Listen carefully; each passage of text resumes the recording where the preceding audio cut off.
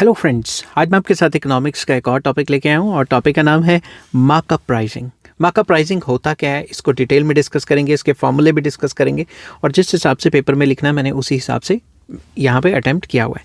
तो चलिए शुरू करते हैं without wasting any time. Economic theory suggests that a firm should set price of its product by equating MR and MC. जो भी इकोनॉमिक थ्योरी है वो हमें ये बताती है कि जहाँ पे एमसी एमआर को नीचे से काटता है और जहाँ एमसी एमआर बराबर होता है वहीं पे प्राइसिंग सेट करनी चाहिए। बट असल ज़िंदगी में ऐसा तो नहीं होता। However in practice it is not easy to determine price in this manner. इस तरीके से एमसी और एमआर को हमेशा कैलकुलेट करके प्राइस को डिटरमिन करना बहुत मुश्किल हो जाता है। रियलिटी में ऐसा हर बार नहीं हो पाता। Therefore firms often adopt a simple approach to the problem of price determination.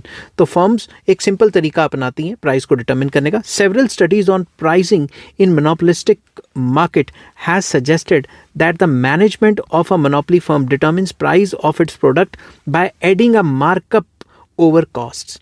तो कई थ्योरीज हमें ये बताती हैं, ये कंक्लूड करती हैं कि जो भी मोनोपोलिस्टिक फर्म्स होती हैं, मोनोपोलिस्टिक मार्केट के अंदर जो काम करती हैं, जहाँ पे उनकी मोनोपोली है, वो कॉस्ट के ऊपर एक एडिशनल प्राइस चार्ज करती हैं जिसको मार्कअप प्राइस कहा जाता है। और वो कैसे डिटर्मिन किया जाता है वो मैंने पूरा का पूरा बताया।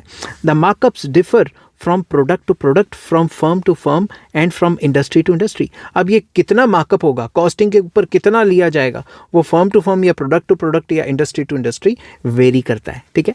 More over the markup can be calculated as a percentage increase of price over average cost or simply as a difference between the price and average cost। तो सिंपल वर्ड्स में अगर इसको निकालना है तो कितने रुपए का माल बेच रहे हो और कितने की आपकी एवरेज कॉस्टिंग पड़ी, उसमें जो गैप होगा वही मार्कअप होगा। समझ गए बात। For a monopolist, the profit maximizing price is obtained by this formula. Price is equals to MR मतलब marginal revenue, elasticity divided by E minus 1 मतलब elasticity minus 1। ये पहली इक्वेशन होगी। Since under monopoly the equilibrium condition is MC is equal to MR या MR is equal to MC, we may substitute MC for MR in equation 1। तो हम price में क्या लिखेंगे, इसकी जगह MC लिख देंगे। ठीक है। तो ये हो गया E over E minus 1 where E is the elasticity of demand। This is the optimum markup formula for a monopoly firm। तो मोनोपोली फर्म के लिए ये एक ऑप्टिमल प्राइस रहेगा कि price is equal to marginal cost multiply by elasticity divided by elasticity minus 1। E divided by E minus 1 is known as the markup factor. तो ये जो E divided by E minus 1 है ये एक markup factor है। ठीक है। Besides monopolistic markets, markup pricing has been observed in other non competitive markets also. तो सिर्फ मोनोपोली में नहीं है, अदर मार्केट्स में भी ये पाया जाता है। ठीक है। देखा गया है और महसूस भी किया गया है। In these markets as well markup is based on the average cost. तो सारी की सारी मार्केट्स में अगर देखा जाए तो जो मार्कअप प्राइस है वो एवरेज कॉस्ट के ऊपर ही बेस्ड होता है, एवरेज कॉस्ट के ऊपर ही चार्ज किया जाता है।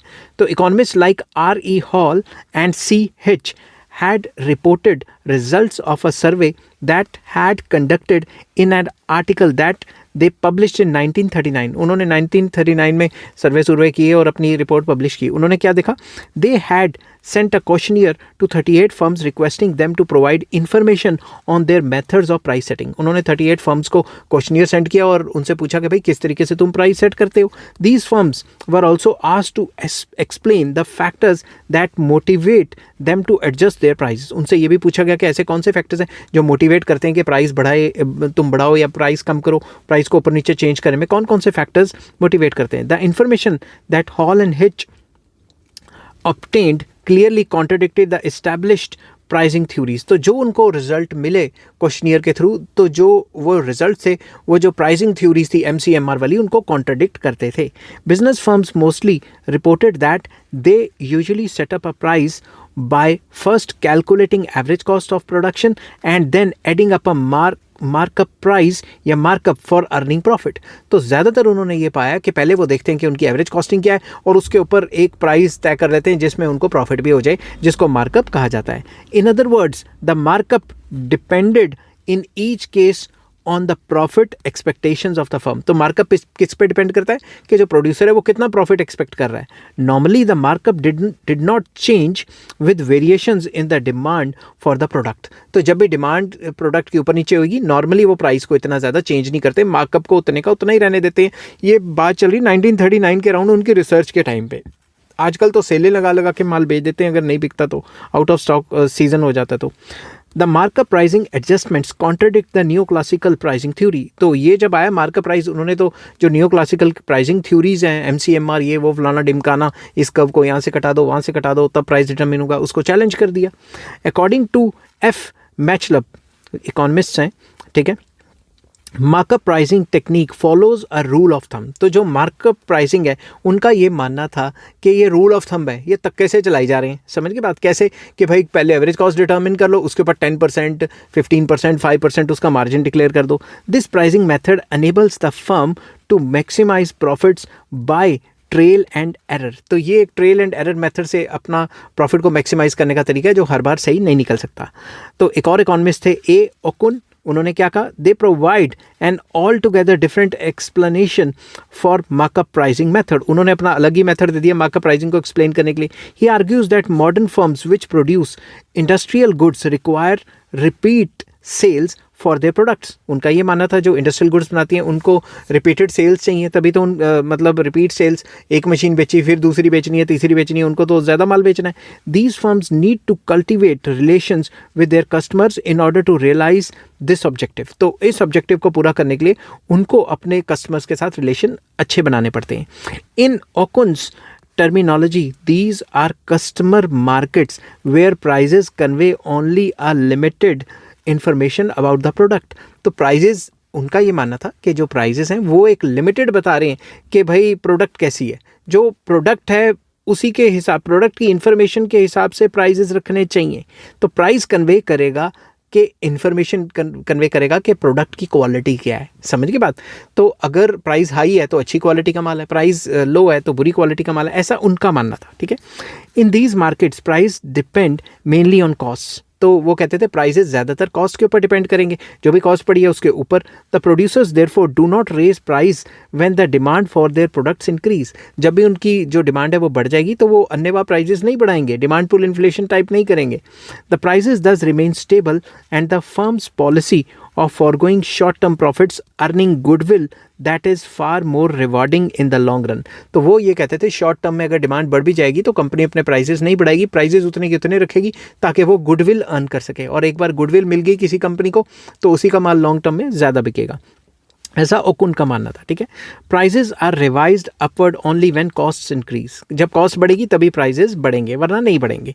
Dennis W. कार्ल्टन क्या कहते थे, they has referred they has further, मैं रेफर्ड बोल गया, they has further examined the ideas developed by ओकुन। उन्होंने फर्दर, जो कार्ल्टन है उन्होंने जो ओकुन के आइडियाज थे उनको फर्दर डेवलप किया। He has found considerable evidence on price rigidity in product markets. उनका ये मानना था जो प्रोडक्ट मार्केट है उसमें या गुड्स मार्केट है उसमें प्राइस रिजिडिटी है, इतनी आसानी से प्राइसेस चेंज नहीं करते क्योंकि कस्टमर्स जो हैं प्राइसेस के लिए सेंसिटिव होते हैं। His conclusion is that price alone may not always clear markets. तो उनका ये मानना था सिर्फ प्राइस के चलते ही मार्केट को क्लियर नहीं किया जा सकता, मतलब प्राइस को सेट करके सारा माल नहीं बेचा जा सकता। Nevertheless it is an important factor that in conjunction with other factors such as firms having information about customers needs performs that functions। मतलब अगर माल पूरा का पूरा बेचना है तो कस्टमर्स की नीड के हिसाब से उनकी सर्विस की क्वालिटी अच्छी होनी चाहिए, उनकी चीज़ भी अच्छी होनी चाहिए, ये सारी फैक्टर्स जो हैं आपको मार्केट क्लियर करके देंगी, कल्ला प्राइस मार्केट क्लियर करके नहीं देगा, उनका ऐसा मानना था, ठीक है। We can conclude that markup pricing implies that firms do not aim at maximizing short-term profits, although they may have this objective as well besides some other objectives over a long horizon। तो short period में कंपनियां profit के पीछे नहीं भागती, जो cost है उससे थोड़ा बहुत ऊपर ले लेती हैं, एक बार कस्टमर बटा लिया तो लॉन्ग टर्म में तो फिर बल्ले बल्ले हो जाएगी ना, समझ के बात। आई होप ये वीडियो आपको पसंद आई होगी, अगर पसंद आती है तो please like share and subscribe. बाकी लिंक्स आपको इस वीडियो की डिस्क्रिप्शन में मिल जाएंगे। Take care, bye bye.